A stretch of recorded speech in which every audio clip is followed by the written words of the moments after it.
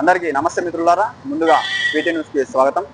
మనము ఇప్పుడు ప్రజెంట్ వచ్చేసి హైదరాబాద్లో ఉన్నాం. యూసఫ్ కూడా దగ్గర నవీన్ అన్న ఆఫీస్ దగ్గర ఉన్నాం. మనం ప్రజెంట్ ఒక వ్యక్తి ఉన్నారు. వాళ్ళు కాంగ్రెస్ పార్టీ యువ నాయకుడు, young and dynamic leader Venkatareddy అన్న గారు ఉన్నారు. వాళ్ళతోటి ఏ విధంగా ప్రచారం జరుగుతున్నది, ఎన్ని రోజుల నుంచి ప్రచారం జరుగుతుంది, ఇట్లే ఉల్లాసంగా జరుగుతున్నదా లేకపోతే ఏమైనా డల్ అయిందా అనే తెలుసుకునే ప్రయత్నం చేద్దాం. అన్న నమస్తే అన్న. నమస్తే.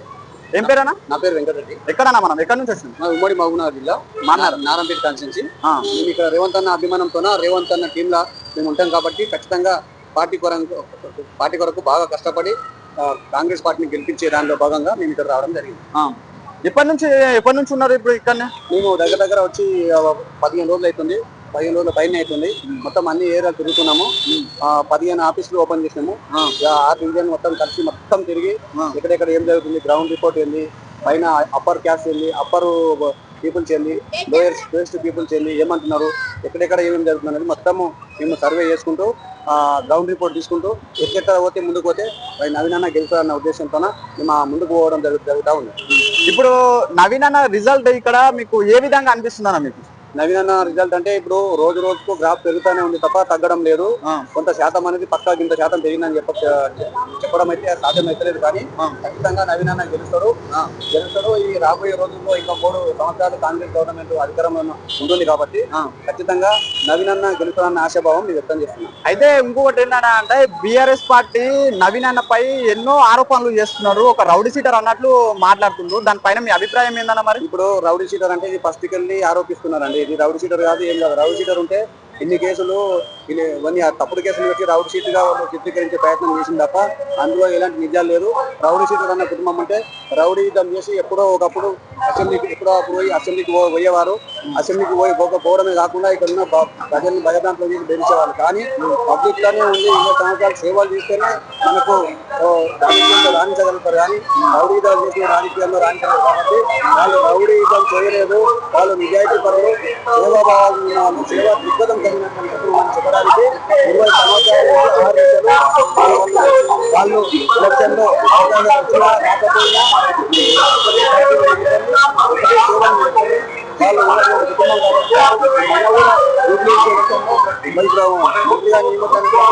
రాకపోయినా అన్నగారి కోసం కూడా కాంగ్రెస్ పార్టీ కోసం కూడా ఈ త్యాగనిరతి కానీ వారు చేస్తున్న సేవా దృక్పథం కానీ అన్ని ఇప్పుడు ఈ రాబోయే ఎలక్షన్ లో అవి దాని ప్రభావం చూపబోతున్నాయి. కాబట్టి ఖచ్చితంగా నవీన్ అన్న గారికి గెలుస్తారన్న ఆశాభావం వ్యక్తం చేసి ఇప్పుడు ఇక్కడ ఈ ప్రాంతంలో యువత అనేది మేల్కొన్నదా లేకపోతే మీరు గైడెన్స్ ఇస్తున్నారా? మీరు మేల్కొని ఉండి మాకు సపోర్ట్ చేయండి మీరు ఏమైనా అడుగుతున్నారా? యువత వాళ్ళంతకు వాళ్ళే వచ్చి సపోర్ట్ చేస్తున్నారా? యువత కొంతవరకు మేల్కొన్నది. మిగిలిన శాతాన్ని కూడా మేము మొత్తం యువతని మేల్కొల్పే దిశలోనే భాగంగానే ఖచ్చితంగా యువతని మేల్కొల్పుతా ఉన్నాం. యువతని ఎట్లా మేల్కొల్పుతామన్న దానికి ఒక చిన్న ఉదాహరణ చెప్తా బ్రదర్ మీకు. ఇప్పుడు రాహుల్ గాంధీ గారు ఉన్నారు, వాళ్ళు యువకులను ప్రోత్సహిస్తున్నారు. ఎందుకు ప్రోత్సహిస్తున్నారు? ఇప్పుడు నారాయణపేట ఎమ్మెల్యే చిట్టంపల్లిగారెడ్డి ఆమె ఒక యువతనే, బల్మూరి వెంకటన్న ఒక యువతనే, మైనంపల్లి రోహిత్ కూడా ఒక యువతనే. మనకు ఇట్లా ఎంతో మంది యంగ్ స్టార్లను ప్రోత్సహిస్తున్నారు. రఘువీర్ రెడ్డి కానీ, జయవీర్ రెడ్డి గారు కానీ రకరకాల వీళ్ళందరినీ కేవలం కాంగ్రెస్ పార్టీలోనే అత్యధికంగా యువత రాణించగలదు అన్న మాటలకి ఉదాహరణగా నేను మీకు ఈ మాట చెప్తా ఉన్నా. ఈ ఉదాహరణనే మేము యువతకు కాంగ్రెస్ పార్టీ అవకాశం కల్పించగలదు అన్నదానికి ఒకటి పెద్ద నిదర్శనం. అయితే అన్న ఇంకోటి ఏంటంటే మన తెలంగాణ ప్రజలు మొత్తము ఏమనుకుంటారు అంటే మొన్న రేవంత్ రెడ్డి సార్ ఇక్కడ వచ్చారు. వాళ్ళు వచ్చి ప్రెస్ మీట్ కూడా పెట్టి ఒక ప్రోగ్రామ్ కూడా అరేంజ్ చేశారు. ఆ ప్రోగ్రామ్ లో రేవంత్ రెడ్డి గారు ఏమని మాట్లాడారంట అంటే ప్రజలు అనుకుంటున్నారు అంటే మీకు బీఆర్ఎస్ పార్టీకి వేస్తే మీకు రైతు బంధు రాదు, బీఆర్ఎస్ పార్టీకి వస్తే మీకు పింఛన్ రాదు అన్నట్లు మాట్లాడుతున్నారు. అంటే అది ప్రజలు అనుకుంటున్నారు, తెలంగాణ ప్రజలు అనుకుంటున్నారు. మరి దానిపైన మీ అభిప్రాయం ఏందన్న? వాళ్ళు ఏంటంటే ఇప్పుడు వాళ్ళు గతంలో కూడా చేసినటువంటి గోబెన్స్ ప్రచారం ఇదే. 3వ ఎలక్షన్ లో గెలవడానికి కోసము భయంకరమైనటువంటి పరిస్థితులు చేసిన కాంగ్రెస్ వాళ్ళు గెలిస్తే పాలమూరు రంగారెడ్డి ఎత్తిపోతల కాదు, బీఆర్ఎస్ 10 సంవత్సరాలు ఉంటేనే అయితే అన్నారు. బీఆర్ఎస్ 10 సంవత్సరాలు పోయింది, ఇంకా 10 సంవత్సరాలు అయినా కూడా కాళేశ్వరం కట్టిండ్రు. 10 సంవత్సరాల్లో డబ్బులు అనుకున్నారు, కూలీశ్వరం ఏంది. పాలమూరు రంగారెడ్డి కూడా 10 సంవత్సరాలు కాదు కదా, నాకు అధికారం ఇచ్చిన మొదట గెలిచిన అన్నప్పుడు ఏమన్నాడు కేసీఆర్ గారు అంటే, మొదట గెలిచినప్పుడు నేను ఎవడో అడ్డమొదట చూస్తా, కాంగ్రెస్ వాళ్ళు కోర్టులో పోయి అడ్డుకుంటున్నారు కాబట్టి 10 సంవత్సరాలు మనం అధికారంలో ఒకరే పార్టీ ఉంటే ఖచ్చితంగా పాలమూరు రంగారెడ్డి నీటి ద్వారా వెనుకబడినటువంటి పాలమూరును నేను నీళ్ళతో తడిపి నీకు పాదాలు కడుగుతా అని చెప్పి అబద్ధాల పునాదుల మీద వాళ్ళు రాజకీయం గడుపుకోవడం జరిగింది, రాజ్యాధికారం అనుభవించడం జరిగింది. కానీ పాలమూరు రంగారెడ్డి కేవలం కొంతమంది వారికి సంబంధించినటువంటి ఎమ్మెల్యేలకు బినామీలకు వాళ్లకు మాత్రమే ఉపాధిగా మిగిలింది తప్ప పాలమూరు రంగారెడ్డి ఈ రోజు వరకు పూర్తిగా లేదు. వాళ్ళు ఇట్లాంటి అబద్ధాలు ప్రచారం చేస్తారని చెప్పేదానికి ఈ పాలమూరు రంగారెడ్డి అనే ప్రాజెక్టుని మేము తీసుకోవడం జరిగింది. కాబట్టి ఇవన్నీ గోబెల్స్ ప్రచారము ఎందుకు బంద్ అవుతాయండి? వాళ్ళు దళిత బంధు ఇచ్చి కొంతమందికి ఇచ్చి కొంతమందికి వేయలేదు. బీసీ బంధు అసలుకే లేదు, 5-6 మందికి అక్కడక్కడ ఇచ్చిండ్రు. అట్లా వాళ్ళ స్కీములు బంద్ అయినాయి కానీ మా స్కీములు కూడా వాళ్ళ స్కీములు లాగా బంద్ అవుతాయి అన్నటువంటి ఉద్దేశంతోన ఈ గోబెల్స్ ప్రచారం చేయడం ఏదైతే ఉందో అది ఇది 100% ఇంకోటి మిత్రులారా, బీఆర్ఎస్ పార్టీ నాయకుడు మాజీ ముఖ్యమంత్రి గారు ఇక్కడ వచ్చి ప్రచారం చేస్తే మరి మీకేమన్నా ఓటు శాతం తగ్గుతుందా, మరి ఎక్కువైతుందా? మరి ప్రచారం చేస్తే అంటే ఈ ఓరి రసవత్తరాన్ని కల్పించే వాతావరణం సాధ్యమైనంత వాళ్ళు చేయాలని ప్రయత్నం చేస్తారు. గజకర్ణ గోకర్ణ టక్కు టమార విద్యాలు వాళ్ళు ఏంటంటే మాటల మాంత్రికులు వాళ్ళు తెలుసు. మనము ఆ కుటుంబం అంటేనే మాటల మాంత్రికులు. మసిబూసి మారేడుకాయ చేసే ప్రయత్నం చేస్తే వాళ్ళు చేస్తుండొచ్చు కాక కానీ ప్రజలు ఒకటి నిర్ణయం తీసుకున్నారు. గతంలో గోపీనాథ్ గారిని చూసినారు, 3 టర్ములు చూసినారు.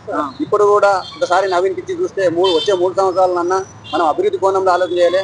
వాళ్ళు చేసే ఖచ్చితంగా మరి ఇప్పుడు వస్తాడు, ఆయన వస్తాడు, ఏం చేస్తాడు? ఒక రెచ్చగొట్టే ప్రసంగాలు చేస్తాడు, తక్కువ పోతాడు, ఎర్రవల్లి ఫామ్ హౌస్ లో అంటాడు. ఎర్రవల్లి ఫామ్ హౌస్ లో పడిన తర్వాత మళ్ళీ ఎప్పుడు వస్తాడు? 3 సంవత్సరాల తర్వాత ఉప ఎన్నికలో మధ్యలో ఉప ఎన్నికలన్నా లేదంటే జనరల్ ఎలక్షన్ లా అప్పటి వరకు లేవడు. అదేమంటారు వెనకడికి మహాభారతం రామాయణంలో కుంభకర్ణ నిద్రలాగా వాళ్ళు వస్తారు, రెచ్చగొట్టే ప్రసంగాలు చేస్తారు, వెళ్ళిపోతారు, ఫామ్ హౌస్ లో అంటారు. ఇప్పుడు ప్రజాస్వామ్యాన్ని వారు అపారమైన అనుభవం ఉండేవారు.